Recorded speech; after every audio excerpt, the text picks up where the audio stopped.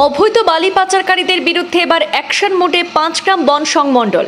একসঙ্গে আটক সরকারি রাজস্ব ফাঁকি দেওয়া 6টি বালি বোঝাই ডাম্পার। জনতার সহায়তায় বন বিভাগ ও পুলিশের যৌথ অভিযানে বিশেষ সাফল্য অর্জন।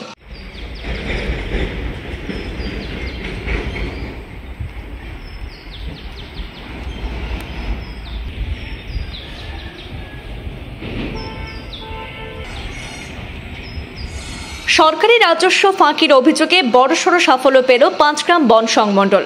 রাতের অন্ধকারে চলছিল বালি পরিবহন, কিন্তু জনতার সতর্কতায় কার্যত ভেস্তে গেল পরিকল্পনা। 5 গ্রামে বন বিভাগের অভিযানে একসঙ্গে আটক 6টি বালি বোঝাই ডাম্পার। অভিযোগে প্রকাশ, হাইলাকান্দি জেলার কাটাখাল বিট অফিসের অধীন কালীনগর তৃতীয় খণ্ড এলাকা থেকে 5 গ্রাম রেঞ্জ ও ফরেস্ট অফিসার দেবাশিস নাথ এবং বিট অফিসার সবিনয় দেবের নেতৃত্বে একটি বিশেষ টিম অভিযান চালিয়ে অবৈধভাবে বালি পাচারের দায়ে আটক করা হয়েছে 6টি ডাম্পার। প্রাপ্ত তথ্য মতে কাটাখাল কালীনগরের বিভিন্ন এলাকায় একটি শক্তিশালী চক্র অবৈধভাবে বালি পাচার করে আসছিল। অবৈধ বালি পাচারের বিষয়টি স্থানীয়দের নজরে আসলে তারা কাটাখাল বিট অফিসে সেখানে খবর দেন। স্থানীয়দের পাশাপাশি কাটাখাল পুলিশের সহযোগিতায় মঙ্গলবার রাত 12টা নাগাদ অভিযানে নেমে সাফল্য অর্জন করেছে 5 গ্রাম বন সংমণ্ডল। আটক 6টি বালি বোঝাই ডাম্পার বর্তমানে কাটাখাল বিট অফিসের হেফাজতে নেওয়া হয়েছে। এই ঘটনায় আটক টিপারগুলির বিরুদ্ধে বন আইন অনুযায়ী সরকারি রাজস্ব আদায়ের প্রস্তুতি চলছে। বিট অফিসার সবিনয় দেব জানান, অবৈধভাবে বালি পাচারকারীদের বিরুদ্ধে বন বিভাগের অভিযান অব্যাহত থাকবে। বনজ সম্পদ লুটে জনতার সহযোগিতাও কামনা করেছেন তিনি। বরাক নবমীর সময় পুরানা এই মালটা কেউ বা কারা চুরি করিয়া নিবার লেগিয়া কোশিশ করছে। আমরা এখানে অবৈধ কিছু নাই, আর এখানে এটা নিয়মের বরাক ড্রেজিং এর যখন গভর্নমেন্টে তোলাইছে, গভর্নমেন্টের এটা আসিল, এটা রয়্যালটি পেড করা আসিল অলরেডি, এটা করিমগঞ্জ ডিভিশন রয়্যালটি পেড করা আসিল। তবে এটা কে বা কারা গতকালকে রাত্রে এক গাড়ি নিয়ে এখানে নামছে। আমরা পাবলিকের মারফতে খবর পাইছি, সঙ্গে সঙ্গে আমরা ইনিশিয়েটিভ নিছি এবং পুলিশও আমরা সঙ্গে, পুলিশও তারা ফোন করছে, পুলিশও আইছে এবং পাবলিকের যথেষ্ট সহযোগিতায় আমরা গাড়িগুলো আটক করছি। এবং পাবলিকেরও ধন্যবাদ যারা আমরা ইনফরমেশন করছে, হেল্প করছে, তারা লেগে খুশি আমরা।